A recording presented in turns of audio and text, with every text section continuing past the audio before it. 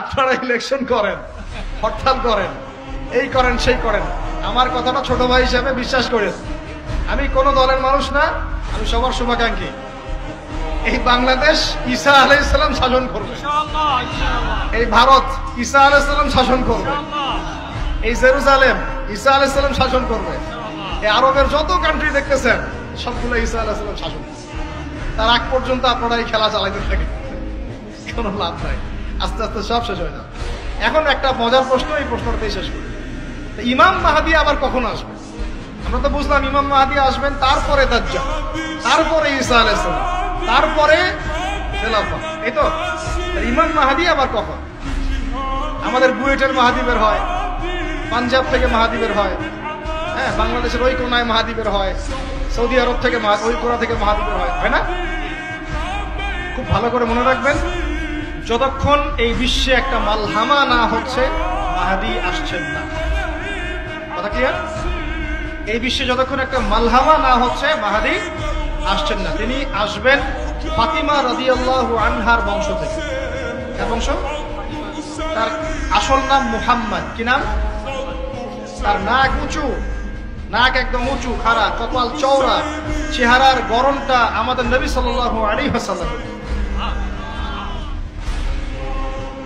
তার বাবার নাম হবে আব্দুল্লাহ, তার মায়ের নাম হবে আমিনা। তিনি দায়িত্ব নিতে চাইবেন না, তিনি দায়িত্ব নিতে চাইবেন না।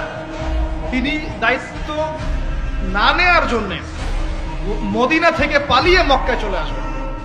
ভয়ে আমাকে দায়িত্ব দিও না, এই ভয়ে। ও তিনি আরবি ভাষায় কথা বলবেন, বাংলা ভাষায় না। এখনকার মাহাদিরা পাঞ্জাবি ভাষায়, বাংলা ভাষায় কথা বলেন, ঠিক আছে?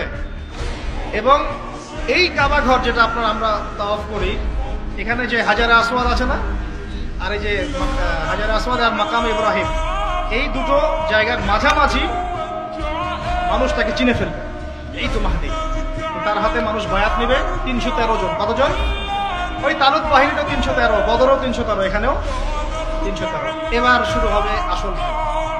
এবার প্রথমে ওই আরবেরই একটা গোত্র, বনু কালব। কোন গোত্র? এই বনু কালব ইমাম মাহদীর বিরুদ্ধে যুদ্ধ করবে, আল মাহদী এই যুদ্ধে জয়লাভ করবেন। তারপরে সিরিয়া, শাম থেকে, শাম মানে শুধু সিরিয়াই না, ওই পুরো অঞ্চলটাই শাম, ওখান থেকে একটা দল আসবে এই মাহদীর সাথে যুদ্ধ করার জন্য। আল্লাহ পাক তাদেরকে মক্কা মদিনার মাঝখানে বাইদা নামক জায়গায় বসে। কোন জায়গা? কথা বুঝতে পারছি? এরপরে মুসলমানদের আর কোনো পতন নাই, আর পিছনে ফিরে তাকানোর কোনো সুযোগ নাই। মুসলমানরা আর মাথা নিচু করবে না ইনশাল্লাহ কোনোদিনের জন্য। তারপর চলতে থাকবে খালি ইসলামের বিজয় আর বিজয় আর বিজয় আর। আল্লাহু আকবার। এভাবে চলবে। তবে মাহদী কখন আসবেন? আগে মালহামা, তারপর মালহামা কি তাহলে? এটা হচ্ছে একটা বিশাল যুদ্ধ। এটা কি? কেমন যুদ্ধ? নবীজি বলেছেন, এই রোমকরা, ইউরোপিয়ানরা তোমাদের সাথে অচিরেই চুক্তি ভঙ্গ করবে এবং 80টা পতাকা নিয়ে তোমাদের বিরুদ্ধে ওরা যুদ্ধ করবে। এই মালহামাটা হবে ইরাকের ফোরাত নদীর নিচেই হোক আর পাশেই হোক, আল্লাহ ভালো জানেন। ওখানে সোনার পাহাড়কে কেন্দ্র করে। কি কেন্দ্র করে? এই সোনা মানে সত্যিকারের সোনাও হতে পারে, অথবা তেলও হতে পারে, আল্লাহ ভালো জানেন। তেল তো এখন সোনার জায়গা দখল করেছে, করে নাই? এই বিশ্বে তো সোনা চলে না, কি চলে? তেল। তো এটাকে কেন্দ্র করে যুদ্ধ হবে।